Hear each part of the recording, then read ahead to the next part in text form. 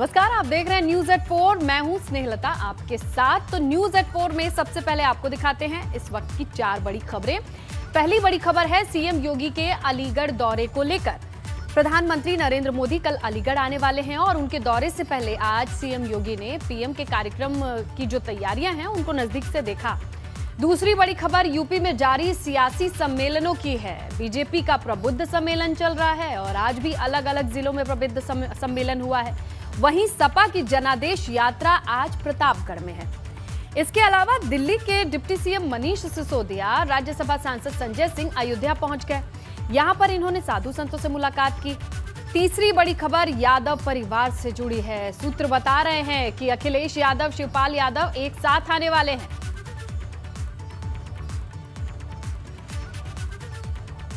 तो बीजेपी की कार्यशाला को लेकर मुख्यमंत्री योगी आदित्यनाथ कुछ संबोधित कर रहे हैं, आइए आपको सुनवाते हैं। प्रदेश मीडिया के सह प्रभारी श्री अभय प्रताप सिंह जी, हिमांशु दुबे जी, धर्मेंद्र राय जी, प्रियंका पांडे जी और उपस्थित सभी मीडिया से जुड़े हुए प्रदेश, क्षेत्र और जनपद से जुड़े हुए सभी उपस्थित भाइयों बहनों,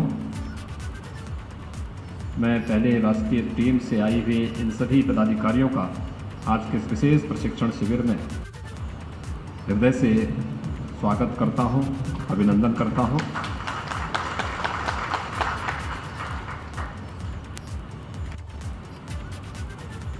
मुझे अलीगढ़ में ही प्रदेश अध्यक्ष जी ने बताया है कि इस कार्यक्रम में चलना है। हम लोगों ने कल से एक अभियान अपने हाथों में लिया है। प्रदेश अध्यक्ष जी जनपद कुशीनगर जनपद से कल हम लोगों ने इस अभियान का शुभारंभ किया है कि 2017 में जिन विधानसभा सीटों पर भारतीय जनता पार्टी सफल नहीं हो पाई थी, 2022 में उन्हें सफलता की ओर अग्रसर करने के लिए हम लोगों के सम्मेलन प्रारंभ हुए थे और हम लोग कल कुशीनगर में थे। कल माननीय प्रधानमंत्री जी का अलीगढ़ में एक कार्यक्रम है, तो इस कार्यक्रम की देखने के बाद अब हम लोग यहाँ पर आए हैं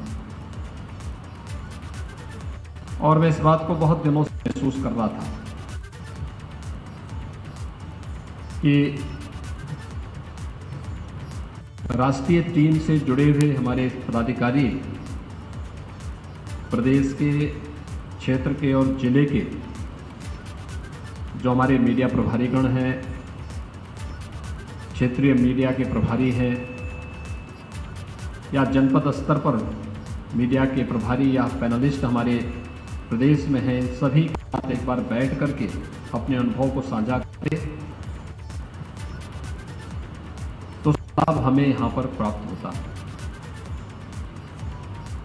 यद्यपि प्रदेश में हमारे पास जो टीम है इनमें से बहुत सारे लोगों के पास एक अच्छा अनुभव है, लंबा अनुभव है और अपनी बात को एक प्रभावी ढंग से रखते भी हैं,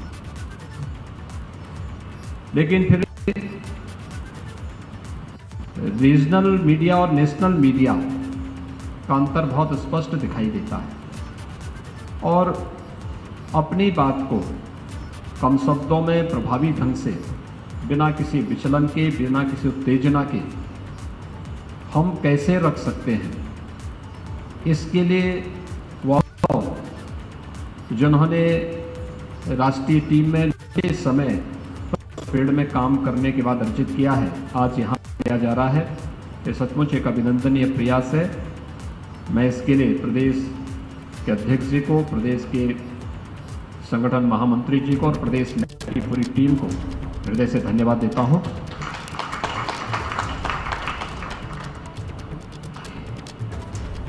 अक्सर होता है कि हम लोग अपनी बात को प्रभावी ढंग से नहीं रख पाते हैं या हमारे लोगों में, या एक कॉमन मैन की मैं बात करता हूं, जब तक हम उसको याद नहीं दिलाते हैं कि हमने ये भी काम किया, ये भी किया, ये भी किया, कोई इस बात को स्वीकार करने को तैयार नहीं होता है। मुझे याद है 2019 के लोकसभा चुनाव के 4-5 महीने पहले मैंने सांसद, विधायक और जिले के अध्यक्ष को लखनऊ में ही बुला करके उनके साथ समन्वय बैठक शुरू की थी। अलग अलग जिले वाइज मैंने बैठकें शुरू की थी। तो मैंने एक जनपद के तब तक हमारी सरकार को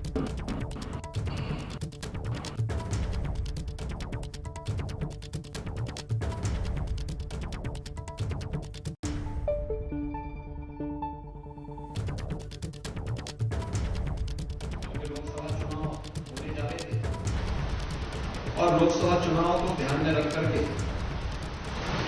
तमाम विधायक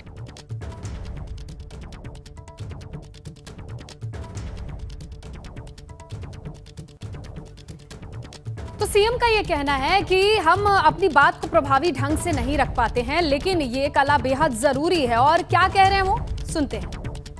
कि हमें कुंभ की भी तैयारी करनी थी और उसी समय हमें प्रवासी भारतीय दिवस के आयोजन का भी एक अवसर प्राप्त हुआ। भारतीय दिवस के आयोजन का भी एक अवसर प्राप्त हुआ था।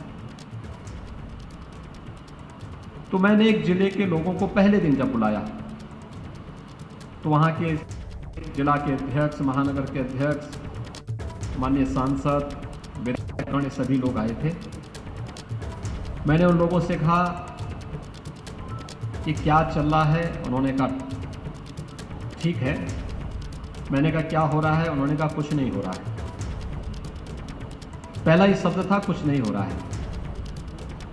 मैंने कहा विकास की योजनाओं के बारे में साथ। उन्होंने कहा जब कुछ नहीं हो रहा है तो हम कैसे बताते हैं। मैंने कहा कुछ नहीं हो रहा है। कहा नहीं। मैंने कहा आपके यहाँ 2017 के पहले कितनी बार बिजली आती थी, कितने घंटे बिजली आती थी 24 घंटे में। उन्होंने कहा 4-5 घंटे।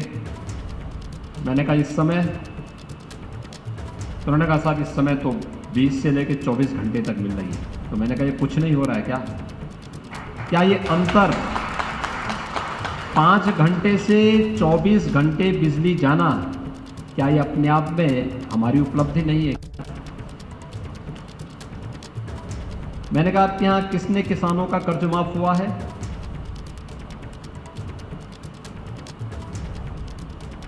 तो उन्होंने कहा हमने।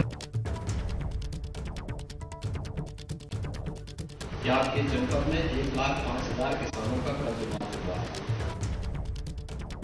कर्ज माफ हुआ है। उसकी राशि कितनी है? फिर मैंने उनसे कहा, मैंने कहा भाई जब लोग लोकसभा चुनाव 2014 में और 2017 के विधानसभा चुनाव में गए थे तो पश्चिमी उत्तर प्रदेश में हम लोग सभा करने के बाद मैं अक्सर क्या करता था कि अंतिम सभा में वहां पर हेलीकॉप्टर छोड़ देता था और कार से फिर निकलता था। तो 2-3 सभाएं और करते हुए दिल्ली निकल जाते थे। तो मैंने कहा किसी कार्यकर्ता के यहाँ अगर रुकने के लिए होता था तो परिवार की महिलाएं आती थी, सबसे पहले की बात करती थी कि क्या उत्तर प्रदेश में सुरक्षा का माहौल हो पाएगा। बेटियां असुरक्षित थी, बहनें असुरक्षित थी। और मैंने कहा और तो और एक सामान्य बैलगाड़ी और भैंसावान भी जाता है तो उसके जो भैंस या उसका भैंसा या उसके बैल भी सुरक्षित नहीं थे। क्या आज पश्चिमी उत्तर प्रदेश में, ये पूर्वी उत्तर प्रदेश में इस प्रकार की समस्या नहीं थी, लेकिन पश्चिमी उत्तर प्रदेश में समस्या थी। मैंने कहा क्या आज कोई बैलगाड़ी के बैल या किसी भैंसे को या किसी बालिका को या किसी महिला को कोई जबरन उठा सकता है क्या? उन्होंने कहा नहीं, आज तो नहीं। आज तो अपराधी गले में तख्ती टांग करके थाने में जाते हैं कि साहब एक बार बकस दो, हम सब्जी बेच करके अपने परिवार को पाल लेंगे। तो मैंने कहा क्या ये अंतर नहीं दिखाई दे रहा? क्या ये अंतर नहीं है? पहले उत्तर प्रदेश की पहचान क्या थी? जहां से गड्ढे सड़कों पर प्राप्त हो जाए समझ लो उत्तर प्रदेश है। सायंकाल जहां से अंधेरा हो जाए वो उत्तर प्रदेश है। जहां पर कोई भी सभ्य व्यक्ति रात्रि को सड़कों पर चलने से भयभीत हो, वह उत्तर प्रदेश एक तस्वीर प्रस्तुत करता था। नौजवानों के सामने पहचान का एक संकट था। लेकिन आज तो ऐसा नहीं है। फिर मैंने विकास की बड़ी योजनाओं के बारे में कहा। मैंने कहा भी दिल्ली से मेरठ तक एक हम लोग 12 लेन का हाईवे बना रहे हैं, क्या इसकी चर्चा है? उन्होंने कहा साहब इसकी बहुत अच्छी चर्चा है। मैंने कहा मेरठ के एक उत्पाद को हम लोगों ने एक जनपद एक उत्पाद में लिया है, 1 डिस्ट्रिक्ट 1 प्रोडक्ट में, स्पोर्ट्स आइटम को, क्या इसकी कोई चर्चा है? उन्होंने कहा साहब बहुत अच्छी चर्चा है। मैंने कहा RRT रैपिड रेल हम लोग दिल्ली से मेरठ तक ला रहे हैं। अब तक 3 घंटे मेरठ से दिल्ली जाने में लगते थे, अब 45 मिनट में पहुंच जाएंगे। 32,000 करोड़ रुपए केंद्र और प्रदेश सरकार मिलकर के इसमें इन्वेस्ट कर रहा है। उन्होंने कहा साहब बहुत अच्छी चर्चा है। तो मैंने कहा ये 10 तो मैंने ही आपके सामने गिना दी है। अगर आप भी इसी प्रकार से याद करके इन बातों को कार्यकर्ताओं के साथ साझा करते और कार्यकर्ताओं के साथ साझा करने के बाद इन मुद्दों पर चर्चा आगे बढ़ाते, तो संभवतः आपके सामने संकट नहीं खड़ा होता। मैंने इस चीज को देखा है। कल मैं और प्रदेश अध्यक्ष जी कुशीनगर में थे। पहले कार्यक्रम में हम लोग जब गए लगभग 3 घंटे लेट थे, क्योंकि प्रदेश अध्यक्ष जी को चित्रकूट से आना था और मुझे लखनऊ से एक बैठक करके फिर संत कबीर नगर जनपद जाना था। संत कबीर नगर जनपद के बाद तब मुझे कुशीनगर पहुंचना था। 12 बजे का कार्यक्रम था, हम लोग 3 सवा 3 बजे वहां पहुंचे। भीषण गर्मी थी कल वहां पर, दोनों कार्यक्रमों में टेम्परेचर 45-46 था और अनुमान कर सकते हैं दोनों कार्यक्रमों में प्रत्येक में 50,000 से कम लोग नहीं थे। 50,000 और उत्साह, यानी 3 घंटे 4 घंटे लेट पहुंचने के बाद भी उत्साह में कोई कमी नहीं थी। पब्लिक उसको स्वीकार कर रही है, लेकिन हम अपनी बात को कहने में संकोच कर रहे हैं। जनता कह रही है। जितना लोकतांत्रिक कार्य 7 वर्षों से हुआ है, प्रधानमंत्री मोदी जी ने देश के राजनीतिक एजेंडे को बदल दिया। जो पहले जाति, मत, मजहब, क्षेत्र, भाषा तक सीमित होकर के रह गया था, आज वह गांव पर, गरीब पर, किसान पर, नौजवान पर, समाज के प्रत्येक तबके पर बिना किसी भेदभाव के शासन की योजनाओं का लाभ रूप में मिलना प्रारंभ हुआ। अगर उस पर चर्चाएं प्रारंभ हो जाएं हर एक स्तर पर, मैं विश्वास के साथ कह सकता हूं कि आज भी अपने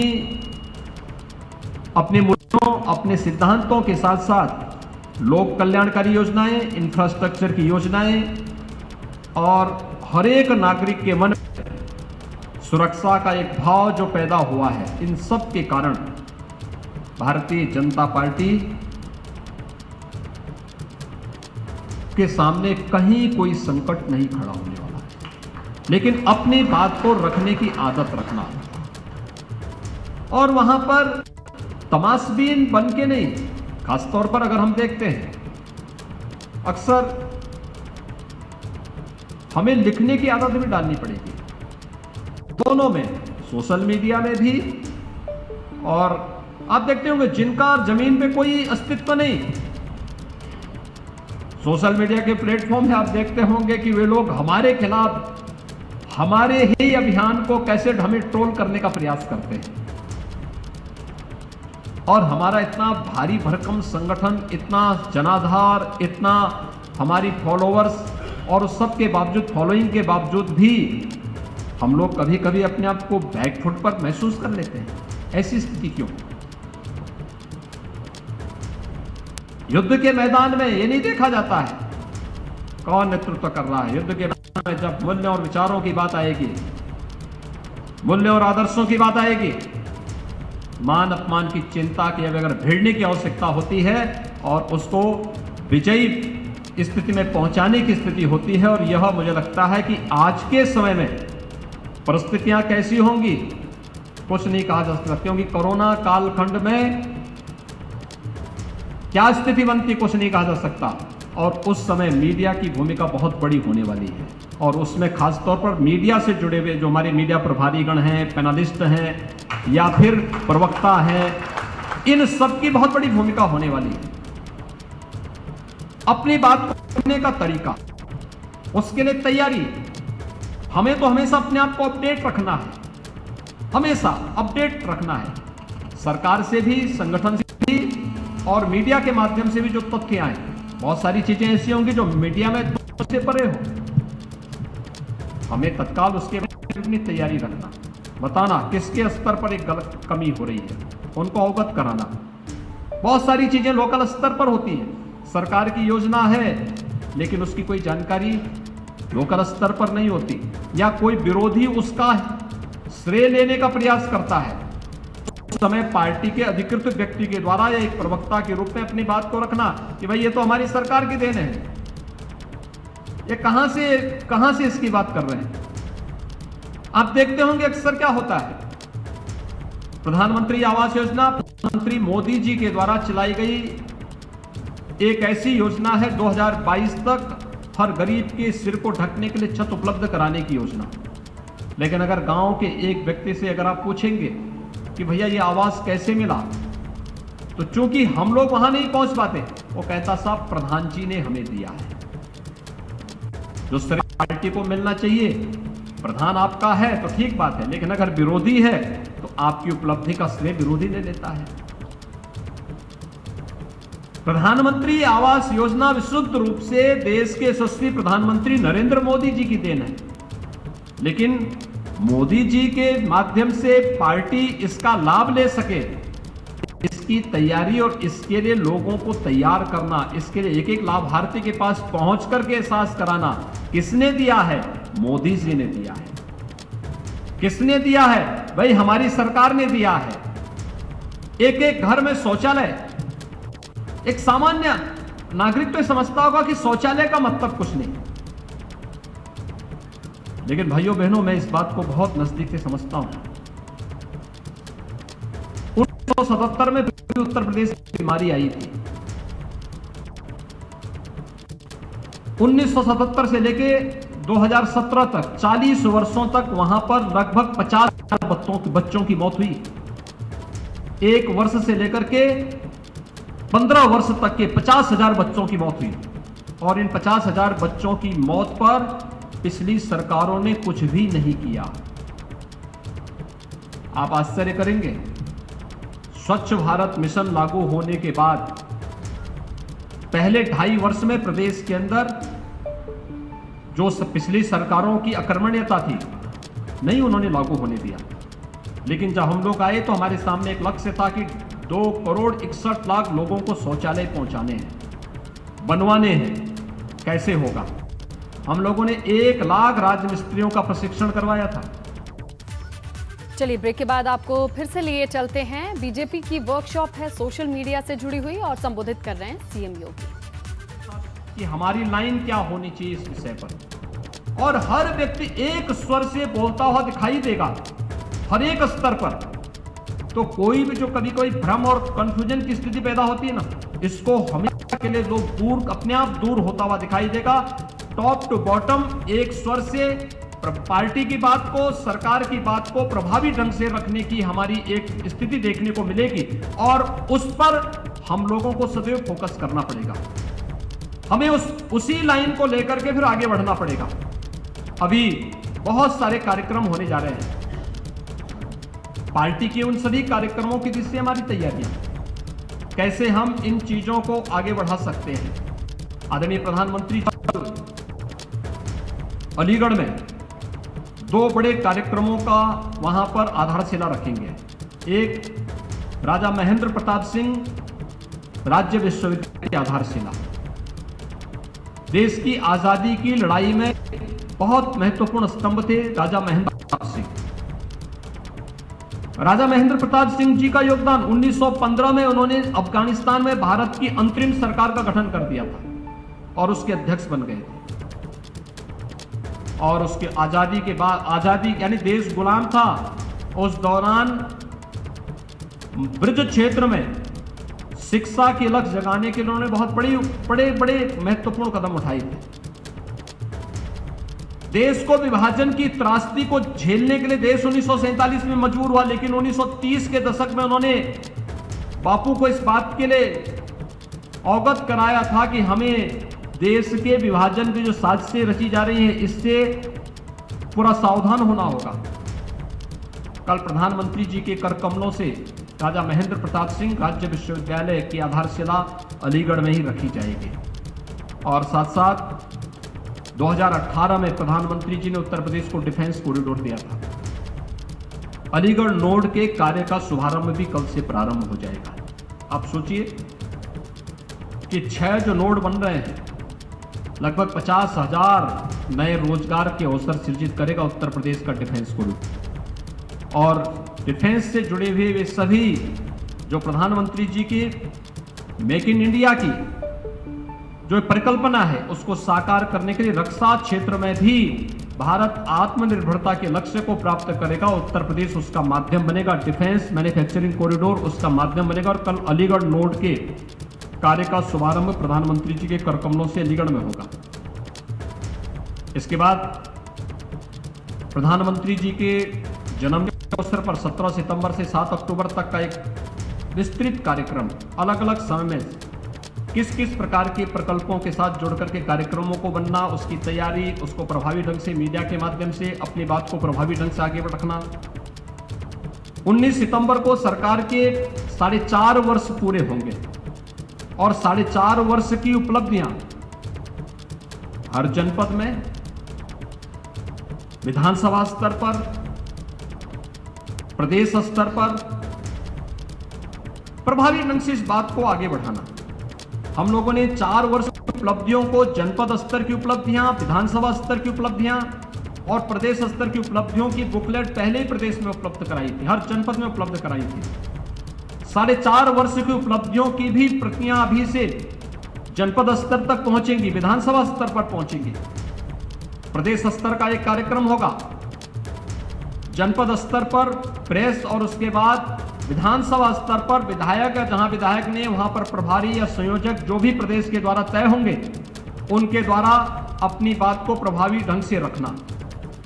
कोई विधानसभा क्षेत्र ऐसा नहीं होगा जिसमें इन 4.5 वर्षों के दौरान 1000 से लेकर के 5000, 10,000 करोड़ रुपए के विकास के कार्य न हुए हों, लेकिन उन कार्यों को वहां पर नोट करना, उनको वहां पर पब्लिक के सामने रखना और उन उपलब्धियों के साथ फिर जनता के सामने अपनी बात को आगे बढ़ाना, इसको हमें बार बार कहने की आदत डालनी पड़ेगी। अन्यथा नमस्कार, मैं हूं स्नेहलता। सीधे लिए चलते हैं लखनऊ, जहां मीडिया वर्कशॉप चल रही है। बीजेपी की संबोधित कर रहे हैं सीएम योगी आदित्यनाथ।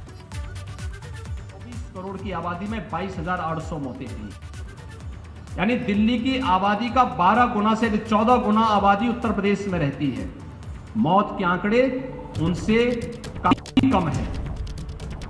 कोरोना के दौरान, सेकेंड वेव के दौरान आपने देखा होगा उत्तर प्रदेश 24 करोड़ की आबादी में 700 मीट्रिक टन ऑक्सीजन से पूरे प्रदेश को आपूर्ति कर रहा था और दिल्ली की 2.25 करोड़ की आबादी में 1100 मीट्रिक टन भी उनके लिए कम पड़ रहा था।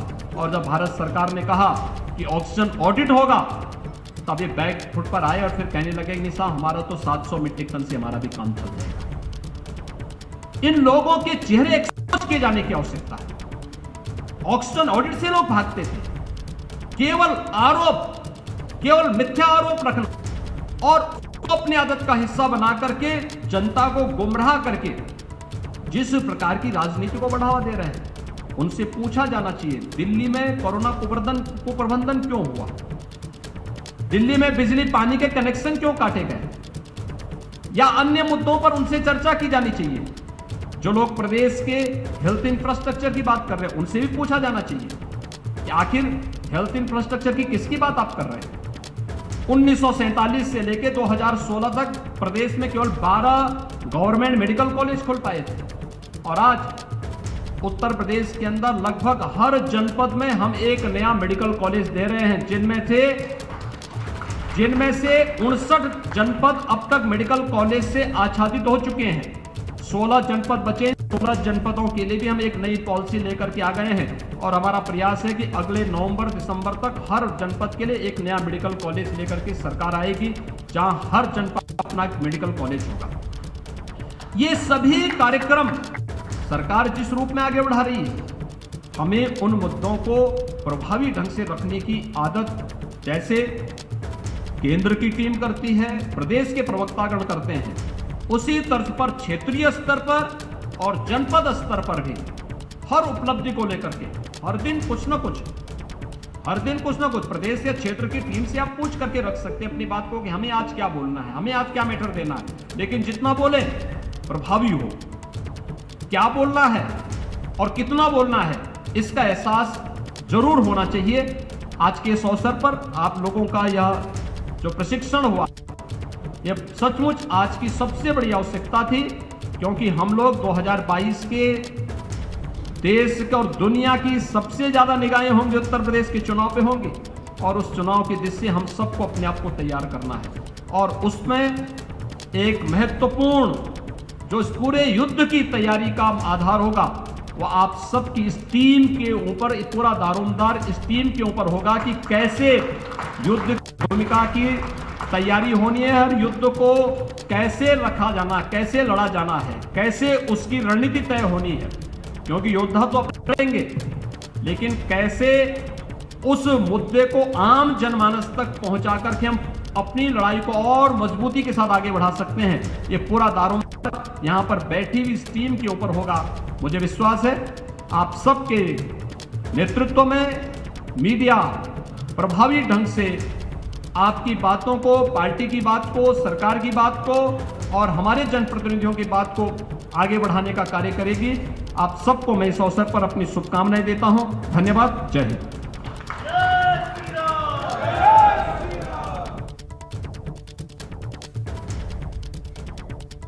तो सीएम योगी को सुन रहे थे आप, और उन्होंने तमाम आंकड़े दिए, तमाम रेफरेंस दिए, किस तरीके से उत्तर प्रदेश बेहद खास रहा है कोरोना काल के दरमियान भी।